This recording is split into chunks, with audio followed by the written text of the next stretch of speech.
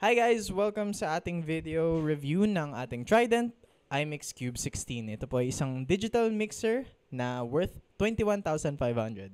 Nakasale siya ngayon for 21,500 but if maghihintay kayo for another date, posibleng tumaas yan to 22. Links in the description below and as well as yung page nila.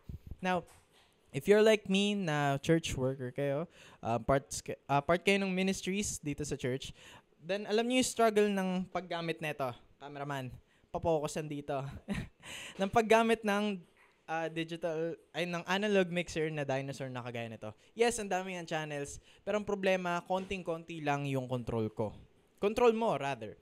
Ngayon, thankful ako kasi we managed to get through using this, pero di na namin kailangan. So yan, dito sa iMix Cube 16, we have 16 input channels. Meron tayong combo XLR ports sa lahat. So zoom in more, camera guy. Yan. Ang ating mga input ports dito ay combo XLR na, so hindi nyo na kailangan mag-alala pa kung may slot pa ba for TRS or for XLR cables. And dito sa ilalim, meron din tayong 8 auxiliary out. So, ano rin sila, XLR cables na rin sila papalabas, as well as ating master outputs here. Merong TRS, or rather TS, and then XLR outputs. And over here, meron tayong phones, banda. Meron tayong phones out dito as well as 2 knobs para sa ating master level. And so far, yun yung makikita nyo over here. And may makikita rin tayong USB-B input dyan as well as USB-A, SPDIF out, and our remote Ethernet. Basically, ito yung other form of connection natin for control. Pero mainly, ginagamit natin yung Wi-Fi dito sa may antennas. Now, with this type B connection over here, pwede nating magamit siya as pwede natin siya magamit for multi-track recording in our DAW, which mamaya i-demonstrate ko kung paano. So, let's head on over sa ating controls dito sa ating laptop. So, over here sa ating laptop, meron tayong dedicated app software na binigay ng iMix. So, very convenient. But, if gusto nyong gamitin sa phone nyo or sa iPad ninyo or any form of tablet or device na want nyo, pwede nyong ma-access siya through the browser. Okay? So, kukonect lang tayo dito sa may internet na provided niya, which is itong MDL16. Alright, so once connected ka na dito sa MDL16, pwede ka nang pumunta sa website ng MDL16, which is this. If bagong version yung nabili nyo, feel free to look up 172.14.25.1 and then lalabas na ang controls ninyo. Pero for me, na nakakuha ng file from iMix, pwede nyo siya ma-access through this specific app para hindi na kayo mahirapan. Ngayon, ito ang layout niya. Very, very clean and very, very easy to use. Itong mga channels nila. Ito mga channels. And then, kung gusto yung ma-manipulate sila, pwede nyo siyang i-manipulate kung anong available dyan, yung sliders niya. Yung panning, left and right, pa pwede yan. Unfortunately, hindi pala. Mute switch, solo switch, 48-volt phantom power. Yes, pwede natin yung on and off. As well as ma-access natin ng buo. Sige, zoom natin dito. Ma-access natin ng buo if we tap on yung name. Now, pwede nating mabago yung name niyan, which is very convenient, especially para sa mga churches na nagamit ng or di ka mga sound tech guys na gustong specific names para sa each channel. So, para mas madali ang access and controls natin, lagyan na natin John. Sige, let's go for John. Why not? Alright, so let's go. Yan ang name ng channel 1 natin. Binago na natin to John. Ito ang ating volume slider. Yan ang ating volume slider. So, dito ma-i-indicate. Zoom in, zoom out mo na lang. Alright. So, dito sa may volume slider natin, may indicate dito banda ang levels natin. Nakaset siya to 0 dB at the moment. And over here sa may side dito ng gain, same thing din, pwede natin siyang ma-manipulate dito sa fader and lalabas yung gain niya dito. We have 43 set dito sa ating gain, which is very convenient. So first 2 channels, available ang high Z input. So pwede kang mag-add ng bass or di kaya ng guitar para meron kang, para mapadali buhay mo. So you don't need a DI box para lang dito. Kailangan mo lang yon yung high Z input. So demo lang natin. Currently, nakakabit ang bass guitar. Alright, palabas na siya ng sound dito. And see, ano tayo sa may gain area. Alright, so let's mute. We can mute channels. We can solo channels. Alright. And also, meron din tayong auxiliary controls dito sa may gilid. So, pagka-press nyo ng channels nyo, pwede nyo i-pick kung alin dyan yung lalagyan nyo ng volume for a specific auxiliary port. Let's say auxiliary port number 4. Gusto nilang hinaan. Boss, ako si auxiliary number 3. Pwede pa hinaan si John sa tenga ko. Sobrang lakas kasi. No problem. Hihinaan natin siya. Alright. So, ganun yung system niya. And over here ay ang ating effects area, which is, fortunately, meron tayo dalawang effects section dyan. So, FX1 and FX2. If gusto nyo ng reverb dito sa FX1, maglagay lang kayo reverb. Set nyo dun sa may effects option over here. And meron din siya effects number 2 if gusto nyo naman ilagay ay chorus, delay, or distortion, or kung ano man. So, yun. Very easy to use ang ating settings dito. As well as, meron din siyang channel link. So, channel 1 and 2 ay linked na. Ang channel 1 will be the left and the channel 2 will be the right. We can also copy ng ating presets sa isang channel. If you click the copy button, may lalabas siya dito. If gusto mong i-copy or yung preset na yon sa channel 2, we're done. Paste lang natin. Then, wala nang nakakopy dyan. So, we're good to go. Ngayon, if want yung dito ma-access pa further ang auxiliary, meron tayo dito. Just press this, or if nasa labas kayo, punta lang kayo dito sa my auxiliary option right here. Then pindutin nyo lang. Then pwede kayo magpapalit-palit dito sa taas with the arrows, and lalabas ang ating GEQ dito sa gilid. So it's very easy to use. Well, compared sa analog mixer, a little bit more complicated dito, but you have more control since magkakaroon ka ng high pass filter, low pass filter. And all in all, just better control, especially since yung mga nagamit ng IEMs natin ay iba-iba ang IEMs na ginagamit. So they have specific preferences, specific tastes para dun sa naririnig nila sa kanilang in-ear monitor. So it's really useful na magkaroon ng ganito. Now, let's move on sa may digital effects area, which is ito na yun. Pwede tayong mag-set ng ating digital effects. Yan yung controls para sa digital effects. And ito yung effects 1 and effects 2. So, we have a certain amount, we have 16 numbers of effects na pwede nating magamit. We have tap delay. Room reverb, vocal echo, and so much more.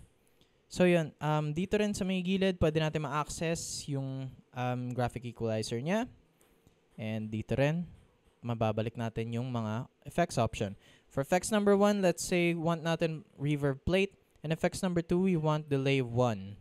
So whatever ang lalagyan natin ng FX2, magiging delay yon, and then FX1, magiging reverb plate yon.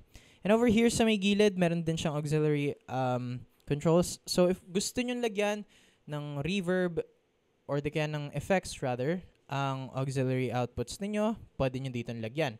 If ayaw nyo, edi tanggalin nyo na lang. Pause. Alright, so over here, nakalimutan ko ipakita. Again, meron tayo ditong GEQ para sa individual channels, as well as ang ating noise gate. Alright, pwede nating i-on or off and manipulate para at least meron tayong noise gate. And our compressors. So, with basic controls lang din. So, over here sa system area, meron tayong system controls, system settings. Para sa network, if gusto yung baguhin yung password and yung connection nyo through Ethernet cable, pwede. Reset, para lang ma-factory reset yung buong settings. Lock, if gusto nyo ipagdamot yung mixer ninyo. Record option. Well, itong record option, I would suggest lagi to go for dito sa may record out, set ko to number 16 and switch ko sila ng number 16 and number 1. Pwede nyo rin i-click dito for channel 2, for record 2. Yan, para at least stereo yung labas niyan. Explain ko sa inyo mamaya kung bakit ganyan ang layout ko. Let's apply and then let's go to scenes. Dito yung scenes natin para magkaroon tayo ng iba-ibang presets. Let's say gusto mo sa scene 1 nakabukas lang yung mics and nakabukas lang yung drums. Kung gusto sa scene 2, gusto yung guitars lang yung naka-on or kung ano-anong channels lang yung naka-on, pwede nyo magawa. It's basically a preset ng individual settings ninyo. Here, pwede tayong mag-copy ng mga input channels natin and outputs, mute group, phantom group, and signal. So, things na hindi ko gustong kalkalin. Sakit lang sa ulo. But, let's head on over sa ating recording. Alright, so, nandito tayo ngayon sa aking DAW, which is Ableton Live 11. And para ma-access natin yung ating mixer, punta lang tayo sa may preferences and go to ASIO for all. I recommend downloading ASIO for all and then download nyo ang USB audio driver natin, which is itong Maybuy-C USB audio device. And then dito sa may input configuration, i-turn on nyo lang from 1 to 16 ang mono inputs. Pwede nyo naman gawin stereo inputs kung gusto nyo left and right, but personally hindi ko ginagamit yon. And sa output configuration ko, everything is turned on mono since I'm not really using it as stereo pagdating sa outputs. So yun, set natin as that. Alright, so over here, makikita natin na proof na talagang 16-channel mixer siya. We have 16 inputs. Please zoom in dyan. We have 16 inputs from 1 to 16 and may isang nakalampas na stereo input. Ngayon, during recording or any form of performance na ginagawa ko, I always set to 15 or 16 ng aking device dito. Bakit? Kasi usually, dito sa may channels natin dito, oftentimes, finifill up natin from 1 to 16 in that order. Ngayon, most of the time, ang last 2 or last 1 ay left empty. So, hindi natin nagagamit yon. Might as well use it as your output. And this is how makakapagpalabas ng audio dito sa ating audio interface or digital mixer. Head on over lang dito sa may channels 9 to 16. Head on over to channel 16 and to parameters. Nakalagay dito ay mic/line 16 input. Now, para magamit natin siya as an output device para sa ating recording software, pinutin lang natin siya as magiging Rec 1 50%, Rec 1 play. And max out lang natin siya or set lang natin siya as 0. And then itong ating recording, record 1, gawin lang natin 100%. And same thing lang dito sa may input, let's just make it 100%. Now, that's only if you want to use it as a mono output. Pero turn on nyo lang din yung number 15. Set it to 0. Same options lang din for the input. And now, nakaset na siya as an output device para dito sa ating mixer.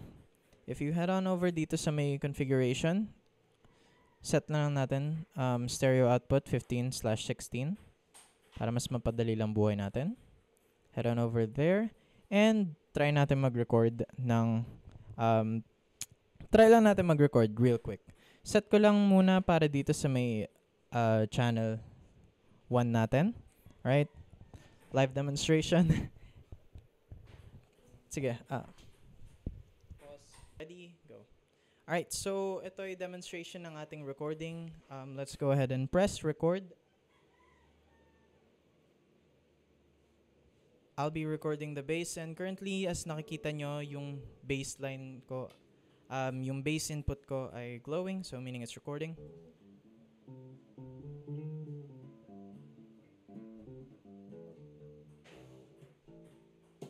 Alright? So, let's test that out. Play lang natin siya. Oh, I made a bit of a mistake. Okay, so set nyo lang pala dito as channel 1. Channel 1 or 2. Set na lang natin siya. So may configuration. Output magiging stereo. Channels 1 and 2. Alright, so lalabas na siya as stereo output. But this time, lalabas siya sa may channel 1. Remember yung kanina natin ginawa na... Tawag dito? Ang kanina natin ginawa na... Dun sa may record area, sa may settings, well, yun yung purpose nun. Pwede natin siya mapalabas as channels 1 and 2. And yun na yun. 15 and 16 nakaset siya as record out. Number 1 and number 2. So, ito yung ating demonstration. Yung record natin kanina.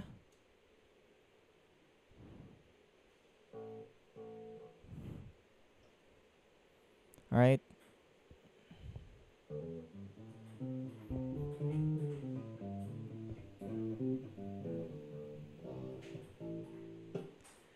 Alright, so that's basically it sa ating demonstration video para dyan.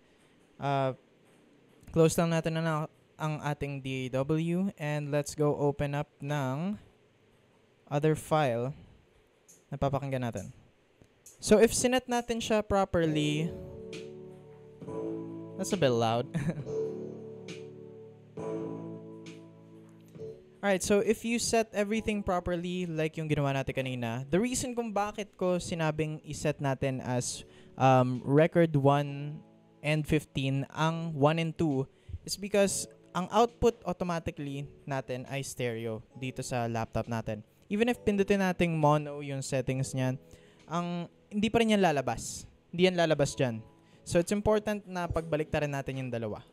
Alright, so that's basically it sa ating demonstration and review ng ating iMix Cube 16. So, thank you so much again for watching the video. Overall, review and thoughts about ang mixer na to. Saan ka pa makakahanap ng mixer worth 21,500? Para sa mga international viewers natin, that's roughly $400 below. Yes, gawa ng exchange rate.